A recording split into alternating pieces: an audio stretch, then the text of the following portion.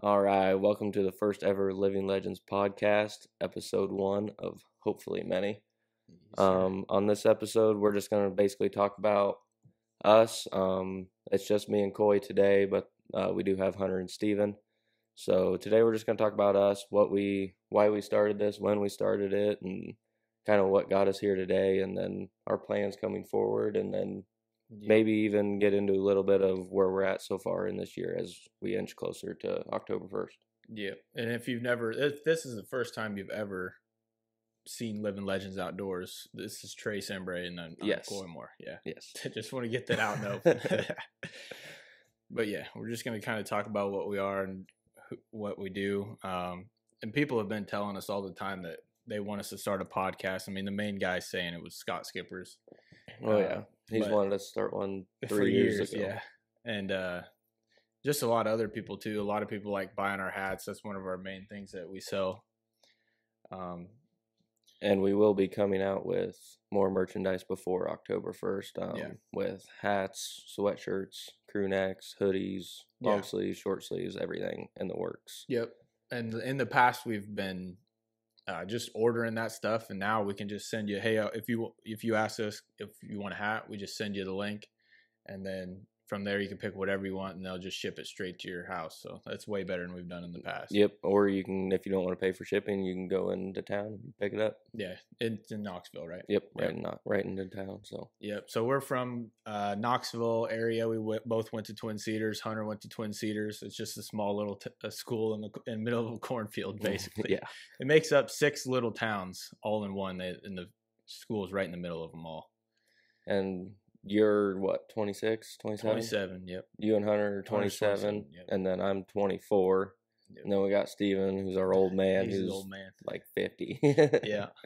And then sometimes on Facebook and stuff, you'll see my dad pictures. Maybe I end up filming one of his hunts if I tag out early, which is rarely the case. Yeah. I mean, we're end of November type of guys, it seems like lately. So. Yeah. And you'll have that. It seems like Drury's, they're into October, but Kiskies are always the end of November. Yeah. They're always on the food in the end of November. It would be nice to tag out early, but at the same time, it's like I love November, so yeah, I'm getting to the point. If it's a giant, I'm shooting him first day. I don't care. I want to this year finally get one pattern right off the bat in the summer. Yeah, but it's a lot harder than you make it out to be. Exactly. But yeah, so we started Living Legends in 2016. 2017. 2017. Started. I mean, slow. We didn't have much equipment, nothing video wise.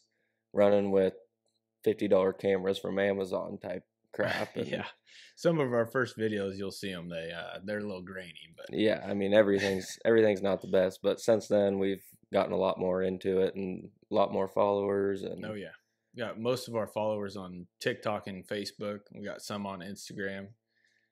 But a lot of video and we'll do short little clips and put them on TikTok is the main place we'll do them. But we might put the whole podcast video on Facebook too. And YouTube. Yeah. Hopefully we're starting to get more videos on YouTube. We're transitioning over to YouTube a lot. Yeah. And that's the main goal there is start getting all of our stuff onto there. And yeah.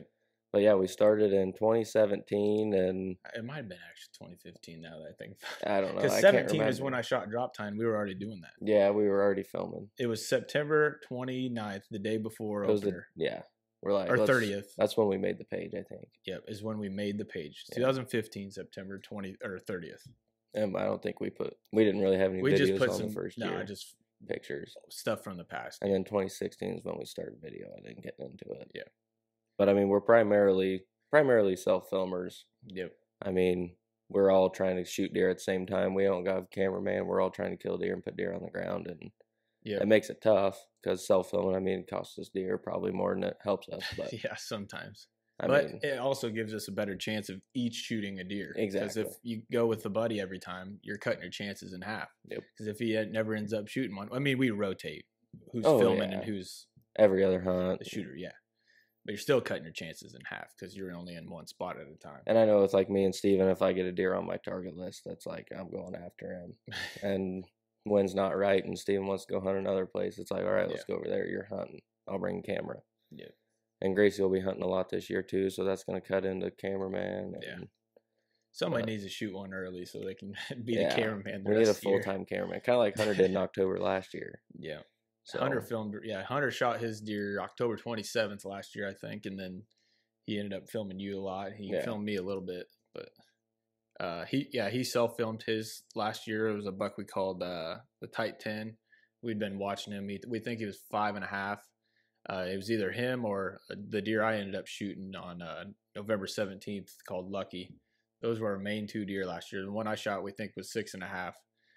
But Hunter's ended up scoring bigger. Hunter's was right at 160 and mine was 152. But coming into the season, we knew we're going to shoot them. If they come by us, we're going to shoot them. They were by far the 2 biggest deer we had on our main farm. And really a 160 on a big farm isn't that big of a deer for your biggest deer. Yeah. But we think Lucky was the real one running it. So taking him out, I think it's going to open up for next year. Yep. And I know you got some pretty good deer after too. I mean, we got some on other properties, but I mean, I've got a handful to choose from. I mean, depending who comes back this year. I mean, it's a lot of ins and outs, but I mean, it should be a really good year, I think. Yeah, and that's the thing. Every year is different, especially we both have we have our main farms, and then we have 4 or 5 other ones, and they're not nearly as big, so you don't really know what happens to the deer if they made it and stuff. Because last year coming in, I had my 3 biggest deer aren't on the main farm; they're on different farms. I never got a picture of another one of them this last year. Again, they were gone. Oh, wow. I haven't gotten a single picture yet this year of anything over 100 inches. I haven't even checked our cameras yet this year. I leave them for months. I mean, I've only had cell cams out for a little over a week, I think. Not even. Yeah. Those are the first ones you put out? Yeah. We got 11 out. 11, yeah. Right now, I just have 15 regulars. And then I have 20 other standard cameras that I got to get batteries and SD cards set up. So yeah. But yeah, we've been doing this for a while now. And we started this all because we were sitting in between hunts. We would sit on the couch and watch the Outdoor Channel and, we can do this. Like, these guys are shooting mid deer, 140s, 150s, some 120s. Like, we can do this, Yep. And it pushed us to, like, let's give people what they want and give some bigger deer on film and kind of teach the younger generation how we do it. I mean, I feel like we hunt a lot different than probably majority of the people in the state of Iowa. I mean, I don't have a single property with more than 10 acres of timber on it. You don't. Yeah. I don't have a single property with more than 10 acres of timber on it. And I have pieces that are 200 acres. Yeah. You're hunting on the edge of it. Yeah. Right on the big open field of the timber. I got the food and everybody else around me has the timber. So, But really a lot in the past, I've never shot a deer over any food at all ever in bow season. I mean, that primarily that ground you guys had was strictly bedding. I mean, in bow season, I've never, me and even my dad, I don't think has shot a deer. I don't think Hunter has. No. It's just all been in the rut, which we want to really kind of change that and get more in the October, shooting some deer. But because I mean, it makes it a lot harder to shoot a deer in October when you ain't got any food for them. We got no food. You got to maybe get them in the morning. That's your best shot. Chance. Yeah. But I mean, we're going on 8 years of doing this and filming and trying to get this going. And I know we sat and talked about doing this podcast since Skipper's brought it up. Skipper's telling us do the podcast. And then we sat last year, we sat down, it was like it was in November. We're like, screw it. Yeah. We got a good deal on this stuff. Let's take advantage of it. We were talking about it, Hunter and you and I, and we were talking about it, and you're like, "Yep, I just bought the stuff." And we're like, "What?" It's like, "Yeah, you owe me $150." All righty, then I guess we're really doing this. Yeah, I was all in at that point. We've talked about it so many times. It's just like, screw it, let's do it. Yeah, we'll have Skippers on here too. If you don't know Scott Skippers, the dude is a beast. He's a machine. He doesn't shoot anything. He's shot over 170 the last 5 years. Yeah. Whether that be shotgun, bow, late muzzleloader, he does it in all. Oh yeah, in some years 2 over 170. Yeah, last year he shot 2 over 170. Or was that last year? 2 years ago. 2 years ago, yeah. Last year he shot 1 over 170 in shotgun season. which is crazy. That's awesome. Yeah. And a lot of them are on the same little piece of ground. I don't know how he keeps pumping them out, but he does. If you grow it, they'll come. Yeah, he puts a lot of food plots out. That dude just runs cameras all year round. Mm-hmm. He runs cuttybacks. It's all about how much work you put in. Oh yeah. I mean, we put in countless. I know Gracie gets pissed because there's you're always gone doing shit to be done at home, and it's like on the weekends during the day, if I ain't got anything else going on, it's like, I'm gonna go do cameras priorities and I mean, once this time of year gets closer and closer, it's like, I'm like right now, it's like, man, I got to really do some stuff. Yeah, that's what I told all my friends. I'm like, what are you doing this week? And I was like, well, I got this that I got to do, and oh, let's go do this. And it's like, it's that time of year. Nobody really sees me anymore. Yep. I've learned a lot from Scott since he's like from June on, he's getting all these pictures, and he's already got them patterned coming in October, which they're going to change up once it gets to October. But I realized, man, we need to really put cameras out and actually find out what's there, because the longer you have cameras out, the more you're going to know what deer are even within 2 miles. And I know a few people that, I mean, they'll set their cameras and then they'll have them out in June. Yeah. And watch this deer as it's growing. And I know they'll set a camera and like, oh, he crossed here. Okay, so he's somewhere on this trail. They'll track him back and they'll set the camera 50 to 100 yards down. Okay, I still got him here. Yeah. And then set him out at the Y, which way is he coming from? And then track him all the way back to his bedding area. And I mean, it just makes it that much easier to pattern your deer, find them early and kill them early. Yeah, it makes it a lot easier to find out, all right, he's right here. This is as far as I get him this way. This is as far as I get him that way. He's somewhere in the middle. So yeah. But I mean, we're going on this year. I mean, we kind of covered who we are, what our plans are. I mean, some of our videos are going to Raised Hunting right now. Yep. Waiting for them to. They'll edit it and all that stuff. They'll put it on their YouTube page.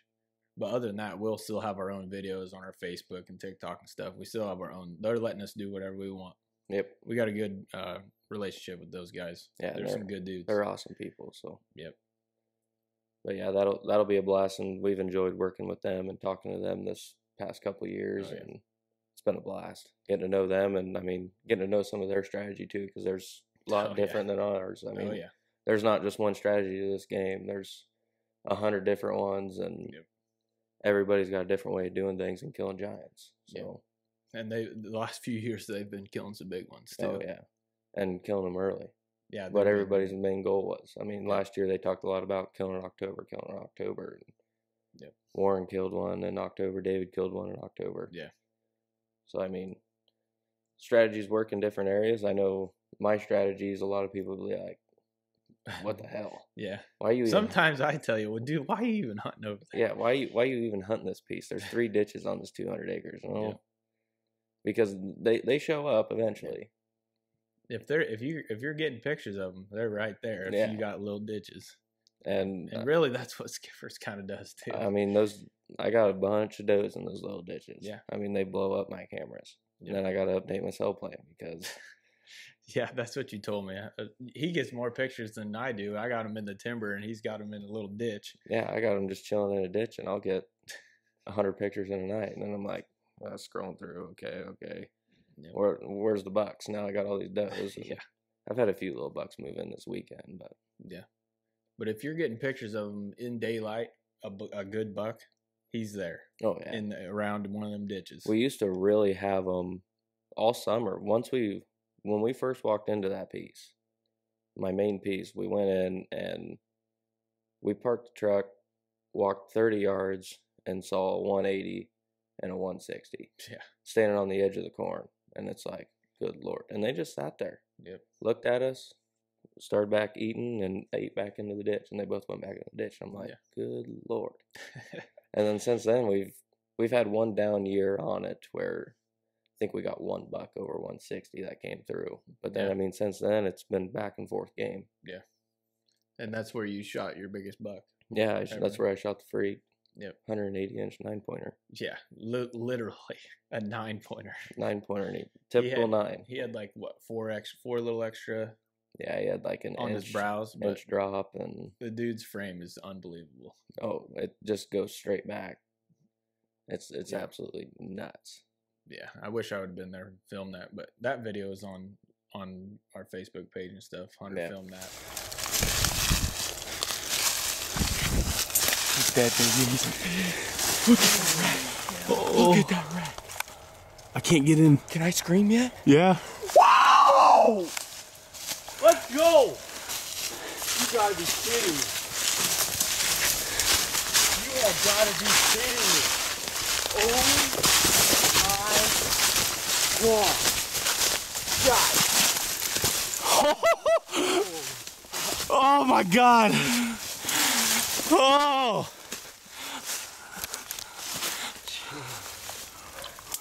That's the freak. Holy smokes. Dude. That's an awesome buck, man. Dude. That's why we call him the freak. The camera was kind of pooping out there. That's why that one's grainy. Yeah, and I tried to self-film. That was a morning self-film. Like, I got in the stand, got everything ready, and all I saw was horns coming through tall grass. Yeah.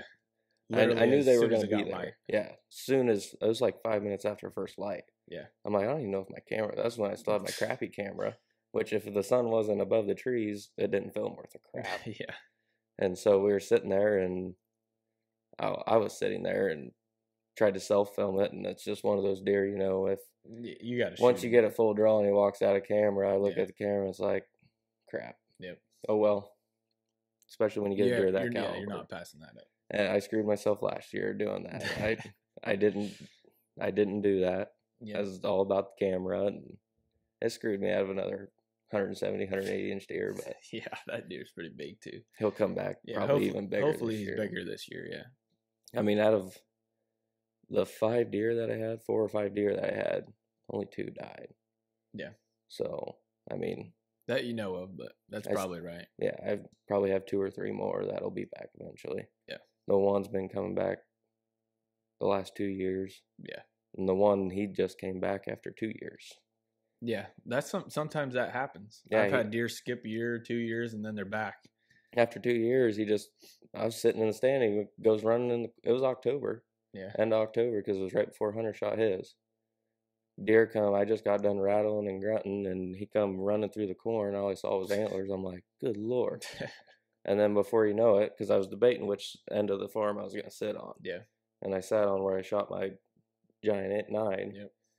And he come running across me. Well, then he ended up at the other stand at 20 yards on camera. And On I'm camera, like, that's how you knew he was there from the With- cell camera. yeah, Yeah. with 5 minutes, because I was sitting in the stand and Oh, 5 minutes of daylight left, and he just walked past the stand at 20 yards and tear it up, scrape, because we Yeah. got that big community scrape tree there. Call it the bachelor pad for a reason. I mean, and you looked at your phone and knew he was there while you. yeah, I was in the stand and the phone went off. I'm like, you got to be kidding me. He just ran past me 40 yards in standing corn, and all you see is horns You knocking didn't know, down so you stalks. didn't know it was him I didn't know it was him until till that I got picture. that picture, and I'm like, that deer just ran past me. I was like, good Lord. If that corn would have been out, he would have been dead. Yeah, The first row picked, he would have been dead. yeah, I would have had my first buck in October. and Well, that's a thing that helps that property out is when they keep the corn in. Oh, Well, yeah. it didn't help you that day, but no. keeping the corn in helps more bedding on that. And that's what I like spot. about the south and the north piece of that property is it's back and forth. So it's not Yeah. beans and beans. It's Yep. a rotation. It's There's always I gonna always be have beans covered and corn until on they both take sides. the corn out. And my stands are literally in between. Right, you're right on the edge of the corn and beans. Yep. Yeah. And then I got 2 ponds of water in front of each Yeah. stand, and And usually they take that corn out late, don't they? yeah, it Uh, doesn't come out That until probably like helps. November. Yeah, I think that helps that property. Oh yeah, most definitely. It's one of the last fields to get picked, and it helps me out a lot. Yeah. Depending on the rotation, we have one rotation that works out a lot better than the other one rotation as crop wise. But Yeah. when there's corn on the north, it usually works out better than corn on the south. But I mean, they're always in there. So what day did you shoot that big 9-pointer? That would have been November 23rd. 23rd. You're always late. I'm Late November. Thanksgiving week's my time. Yeah. I don't know what it is, but I love Thanksgiving That's week. my dad says it's his favorite time too. I mean, had a lot of people, I think it's so underrated because everyone else is usually given up or they're tagged out Yeah. before that point. So they really don't hardly ever get to see how good it is. oh yeah. And that's the time the big boy is by himself looking. He's Mhm. hardly ever with the doe. They're We're just on that cruising. second round. Yep. And I've had a lot of I've shot since I've been bow hunting. I think I've shot 3 bucks with a bow, 2 or 3. Yep. 2 of the 3 have been Thanksgiving week. Yeah. Because one was on Thanksgiving Day. That half rack that was Yeah. I shot him. He was all beat up with half Yep. his rack broke. He went like 140 with half his rack gone. Yeah. He would have been a giant, and that was public land. Yeah. But yeah, it's been crazy. Yep. There's a lot of spots people overlook, and oh, I don't want to hunt that. There's no timber on it. Yeah. And don't get me wrong, I want a piece with timber because hunting mornings in ditches Yeah. is tough. Yeah, that's the thing. It would help you a little bit more in the mornings. Yeah. Because those are mainly evening spots. Mainly evening. Yeah. I mean, I killed that 9-pointer in the morning. Yeah. We have exclusive routes that we take, Yeah. and I mean, we're taking the minimal route that the deer will, and that's where scent free spraying down as much as we can on our walk in Yep. helps us out a lot too. Because that 9-pointer, he followed me in. Yeah. I mean, directly in. Yeah. He must not have smelled your footprints. And then my buck 2 years ago, he followed me clear across an open cornfield 600 yards away. Where you walked in. Yeah, because I put You some raised scents. trail down. I used raised scents, and I sprayed that doe ear in Oh yeah. on the bottom of my boots, and I Oh yeah. walked across that field, and he come running across that Yep. field, and then shot him at 25 yards. Jeez. So I mean, I've had great success with, especially the scents, but Yeah. I mean, the small ditch hunting in the mornings is probably the worst thing about it because it's like some mornings it's You might not see a deer. oh yeah, majority of the Most time. of the time, you probably don't. Yeah, majority of the time I don't see a deer when I go hunting. Yep. I might see a doe or two or a fawn Yep. come out for a little morning feed, but other than that, I don't see a deer. Yeah. But my evenings, it's like 30 deer, and it's like Yep. one after another, and it's just a rotating door. I'd rather see 0 deer and then finally a big boy shows up than just see a million every Oh. time and never see the big one. Exactly, 100%. And I'll take that 10 times out of 10. So we could kind of go into what we do about scent control. I Yeah. mean, there's variations of what people do. I mean, what we do is different. I think yeah, I mean, my scent control is different from your scent Yeah. control. I mean, we all do it a little bit Yeah. different. I know one of the things me and Steven have picked up on that you and Hunter do is, I mean, we like to shower now before Yeah. we go out. Yeah. Especially when we are outside during the afternoons after morning hunts, Yeah. and we're out running around cameras, stands, or moving this, moving that. And then, I mean, we got all kinds of different stuff, but I especially shooting, getting all hot and sweaty, and then I don't want to put my clothes on. Yeah. And I know, like, Warren, him and his scents, and saying scent control don't matter, or Yeah. doesn't, not that it doesn't Because the deer matter. can smell so A deer good. can smell. I mean, he has his stats on it, and Yeah. it's actually pretty cool to know. Yeah. I I mean, I mean- believe it for the most part, but it just. If I a think deer, it comes down anymore to what the deer are used to. Yeah. So I mean, we have a lot of properties that they're like, yeah, you can drive around, do your cameras Yep. and stands and stuff, and it's like, oh, all right, cool, we appreciate that. Yep. We spook less deer whenever we're driving around. Yeah, I do too. Because I mean, you got to think about they got tractors in and out of there mowing 24/7. They're used to the combine or whatever tractor. Exactly. So I mean, I- that's helped us quite a bit. Yeah, I would rather check cameras doing that. Yeah. But I mean, what we do, my dad and I and Hunter is like trying not to miss anything to have scent on. Yeah, you guys go like I want to say overboard, it's but almost overboard. It's overboard. I mean, it kind of is for the average person, it's Yeah. overboard. Yeah, I'll just kind of run through kind of Yeah, go for what we do.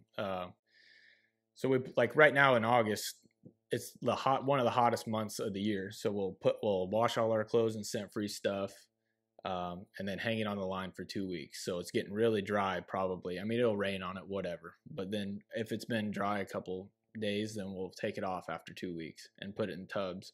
And we have like 3-4 different sets that we have. So during the season, if we think we sweated, we're gonna sweat it happens in Yeah. November in the mornings. It doesn't matter what you're doing. Yeah, You're it could gonna be sweat. 20 degrees and I might sweat on the way in. Unless your stand is sitting in the ditch. Like If it's right away from Yeah. the truck. Yeah. In case we think we're sweating or if we get busted one time, we'll switch up the clothes. But you can't switch your bow and stuff like that, so we'll spray that down again. But we'll wash all that stuff in scent-free stuff, and then we'll take a shower, scent-free shampoo, deodorant. It's not really scent. It's kind of scent-free. It's just, I don't know how to explain it. It's literally just to have a dry armpit, basically, so you don't sweat. And I really don't. If I don't go hunting for 4 days after I put that on, I can still feel it's kind of sticky right there, and I don't sweat. Yeah. So that really does work. And then, so we'll take a shower in that, walk out literally in just a towel that we also washed and set out. Walk outside, and it don't matter what temperature it is, we're walking outside. Oh yeah. We get changed out there, basically naked, walking through the snow barefoot. Yeah, Go put we have clothes on. we have flip flops that we walk up to. Well, actually, we keep our flip flops on in the truck to All our the way spot. to the Yeah, spot. we have our scent-free towels we put in the truck, so you're not sitting on the seats. I mean, it's literally anything you could think of. We've thought of it. Yeah. And I mean, to where me and Steven, now we wake up, shower, brush our teeth. Yep. I'll do the deodorant depending kind of on the day. Yeah. I mean, I don't always do it, but I've been starting to get into doing the deodorant and Yep. But then we'll go out there and our undergarments like you guys do. Yeah. But I forgot to say that. I got leather seats, so we just spray down the Yeah, leather seats. leather is better than any fabric. Yeah. And then when we go out, come back, you guys' clothes go into a bucket. Yeah. Our clothes go upstairs into our hunting closet. Yeah. And then we turn on the ozone. Yeah. And we do that ozone it sometimes. 2-3 times a day, Yep. and then everything's ready to go, and then repeat. Yep. You guys, we found out kind of putting our stuff in a bucket almost seems like it gets it to stink more Sometimes. when it's just roasting in a bucket, especially after the first 2-3 weeks of October, and Yep. you're just out there hunting in 60-degree weather, and it's like, good Lord, it's hot out here, you know? And then you take your clothes from a bucket, and it's like, my bucket stinks. Yeah. So then I got to go wash everything, which we wash everything again come November. We wash everything again back into the ozone. And even when I'm not hunting, it's starting up the ozone, run it for 30 minutes to an hour, and just keep doing that all week until I'm ready to go hunting. Yeah. Excuse me. But yeah, what do you got coming up this year? What else? You got cameras out? What are you expecting deer-wise this year? Right now I got 15 regular cameras. Usually what I do end of July and early August, I run regular cameras, not cell cameras. Yep. And the ones we have, they are really good. The batteries, they're still off the batteries from last year, and we ran them all year. They get four bars, and they're on 3 still. Wow. So we just run those until I think I'm going to change it this year, and about the first or second week in September, go in and I'll bring a card reader with me and see, all right, yeah, I got a shooter here, or this spot's really good and I want a cell cam here, and I'll have 2 or 3 cell cams. Then I'll put my cell cams out in September this year. That's what I'm going to start doing. Gotcha. So then I don't have to go back in. Say October 1st is when I end up having one coming in. I don't have to go back in right before that to check my cards. So what do you do? So this year, or starting last year, we started transitioning to our first year doing cell cams. Yeah. And rolling the cell cams, I got one and just absolutely fell in love with it because I didn't have to go in at all. Yeah. And I think that's the best thing is when I don't have to go in there and check my cameras. Yeah. I mean, it keeps me out of there. It keeps the deer happy. It keeps my son out of there. Yep. I mean, everybody's happy. So we started that, and then it went from 1 to 5 last year. Let's get 5 of them. Yeah, they're addicting. We got them, and then it was like, we need at least a cell cam for every piece. Yep. That way, if we get a big one on there, we'll get the reading off of that, and we know, like, okay, we don't really have to go in there and check these cameras because we've got this deer, and he's probably Yep. 200 yards over into the other ditch where we got the other camera. So, and this year we went from 5 last year to we have 13 this year. Yeah. 14 this year. 14. Yeah, you guys just got some more. Yeah, so we went and we're like, we need more. Yep. So we went and got more, and this last week we've got 11 of them out. Yeah. And now I have 20 standard cameras where I'm like, okay, now I got to find spots for these because I ain't going to let them sit here and Yeah. not do nothing. So we have a bunch of other spots where we didn't have the money for cameras, to where this year we kind of saved up to get more. Now we can take our standard cameras to where we might not normally put a camera. Yep. Just because it's not a main spot, or it's not over a scrape, or it's a trail. It's like we love our scrape trees. If we can get a scrape tree, we're hunting bucks. We're looking for the bucks. That's what we want to know. And so most of our cams will go over, our cell cams will go over scrape trees. But then we have a lot of trails and stuff going and coming out of these ditches, to where it's like, we'd like to get a camera here, but last year we didn't have the cameras for it. Well, when you buy 10 more this year, it's like, And then you got 10 more you can put now somewhere I got else. 10 standard cameras that I can throw out and throw a big SD card in them and not check them for a month and a half.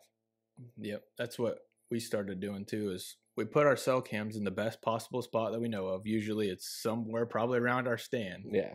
But then on the walk in, that's where our regular ones are. So we just stop, check the card, and we just keep going. Yep. That's all. Don't have to go clear over here through the bedding to check another camera. Yeah. All that you're gonna do is what you were gonna do when you go hunting. Yep. I usually set my standard cameras around my Around your stand too? Yep. I want them the easiest access to where, and I go in. Yeah. I'm not going to be disturbing anything. Yep. And then when I set my cell cams, it's when I know deer are going to be near that camera 24/7. Yep. Whether it's going to feed, whether they're bedding near it, I'm going to have a cell cam there. Yep. Because I don't want to go into there. Yeah, it might be a bedding spot you don't ever want to go. Exactly. Yeah. So and transitioning to the cell cams, I don't know if we'll ever stop. No.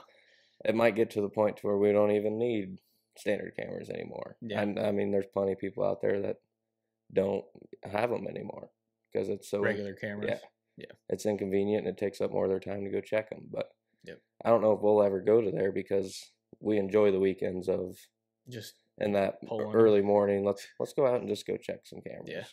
It's a lot more fun just pulling a card and or coming home or doing it right there and looking through the pictures than popping up on your phone. Yeah, exactly. And the cameras that we use, they just updated their app, and I love it. Yep. It tells me now like the pressure. It tells me the wind, what Yeah. wind direction, and then I can put all that into the logistics part of it. Yep. And that's going to help me out a lot this year. And I've actually gotten a couple notebooks for each deer. So yeah. like my big deer, I'm going to start whenever they hit the camera, it's going to go into a log, and I'm going to log it. So I want to know what the wind direction was. I want to know what the pressure was. I want to know the time, moon. I want to know everything.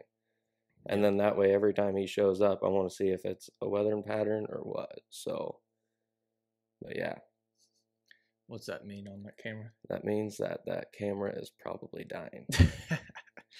All right. Well, we can end it right now if you want. Yeah, I mean, we'll just end it. I mean, this is a beginner podcast, just to let them get to know us and kind of what we got going. Most of them are going to be longer than this, but we figured for the first one we'd do a little short one. And we weren't 100% prepared. We were 95% prepared. Yeah.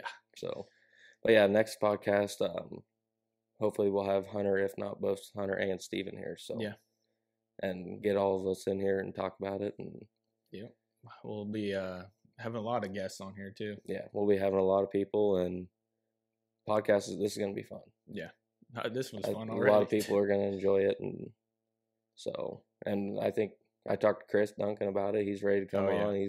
He wants in here, and and everybody should know who Chris is. Oh, He's been on tons of podcasts. We love Chris. He's a good guy. He just moved in. He's my neighbor now, right up the road. And that'll be fun. Yep, that'll be a blast. So, all right. Well, thanks for watching, guys. We'll see you next time. Yep. See you.